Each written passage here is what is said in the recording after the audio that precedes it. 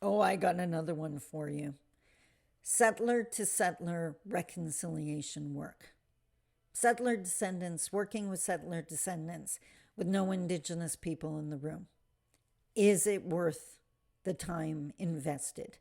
Does it change anything? I definitely have an answer for you. Let's talk about it.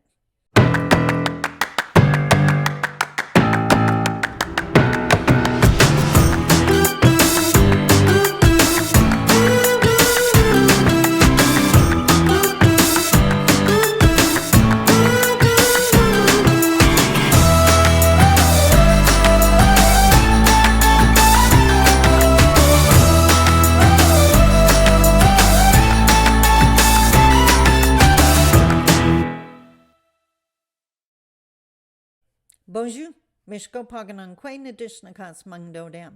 Hi, everybody. My name is Sandy Boucher.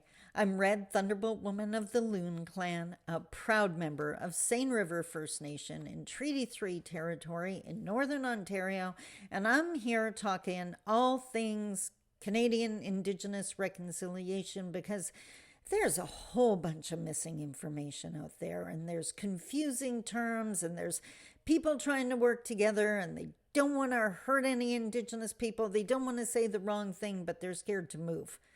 So I'm here to kind of help with that.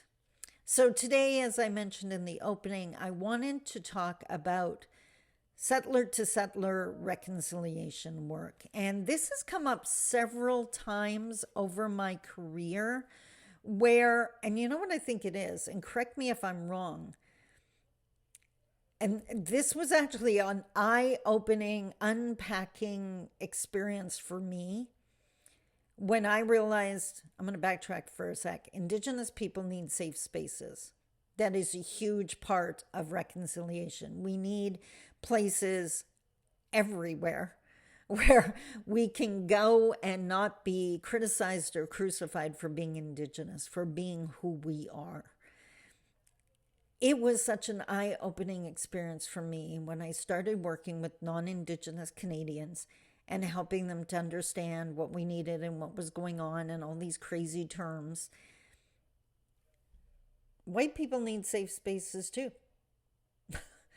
That was mind-blowing for me because I was meeting all of these people, heart in the right place, confused, didn't know, like, why is it so hard to be Indigenous? What's going on in their communities?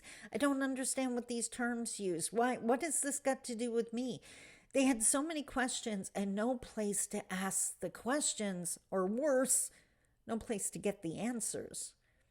So my hashtag is I create safe spaces. That became my career. I created this bingo card of inappropriate terms, and we have the best discussions over terms that people have used and don't understand why they're offensive. Well, now they know. My audience always end up with holy moly's. I had no idea. I'm never saying that again. I think that might be at the root of settler reconciliation work. Comfort. That they need a space to ask their questions without getting crucified, to be able to say, I don't understand this.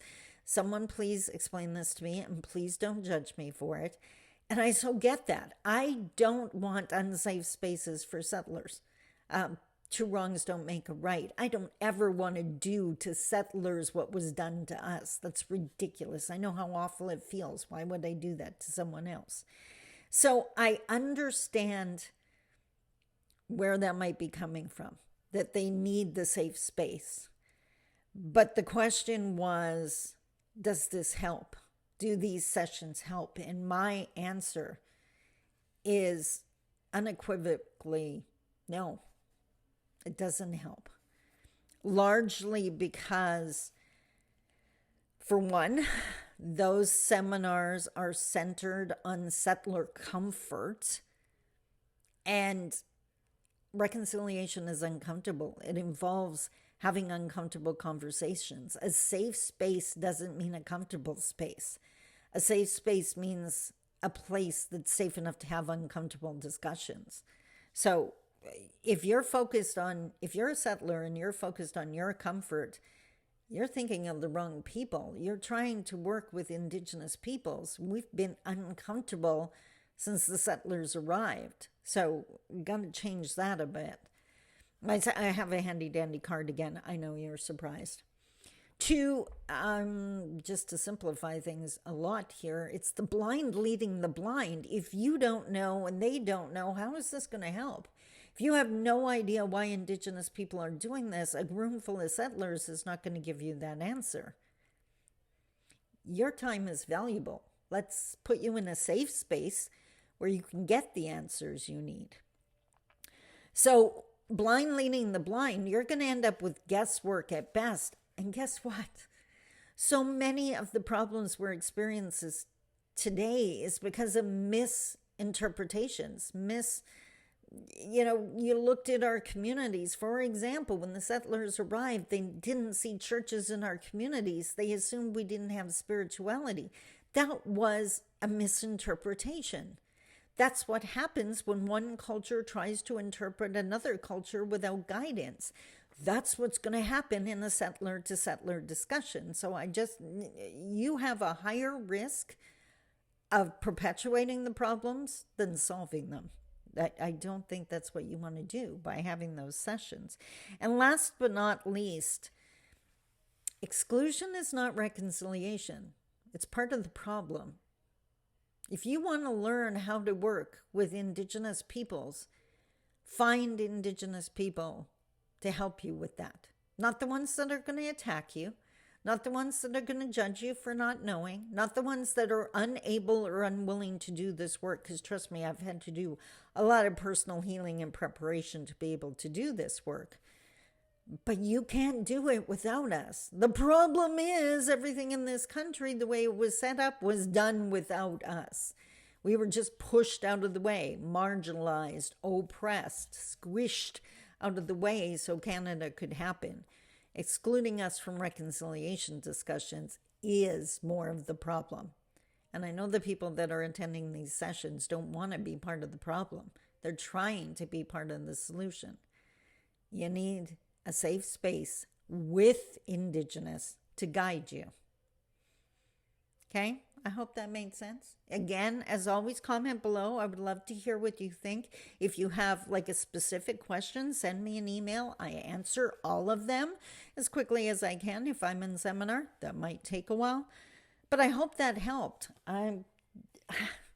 No on the settler to settler reconciliation work.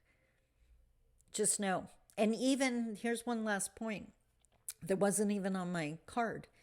Ever played the telephone game when you were a kid?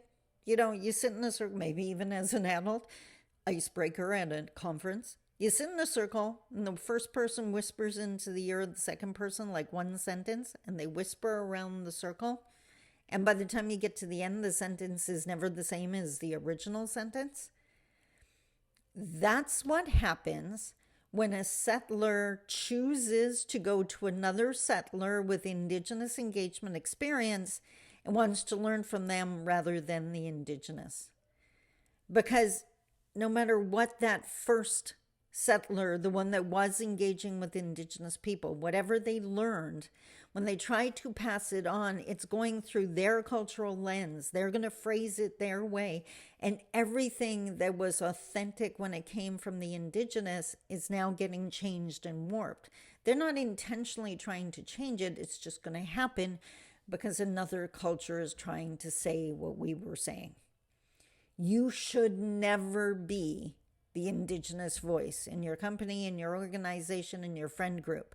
If you have access to Indigenous knowledge, what you should be doing is diverting all the people that are interested back to your source of knowledge. This is not, I'm sorry, but ego's playing into this. This is not about you being the one with all the knowledge, but you can be the one that knows where they can get the knowledge and can send them there.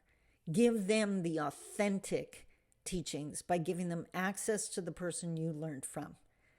So again, settler on settler reconciliation work, hard pass, wasted time. We are literally right here. And for the ones who can and have done the work, able to do the work, had the privilege of being able to do the healing work to do it, we're here to help you. Until next time, I love you. Take care. Bye-bye.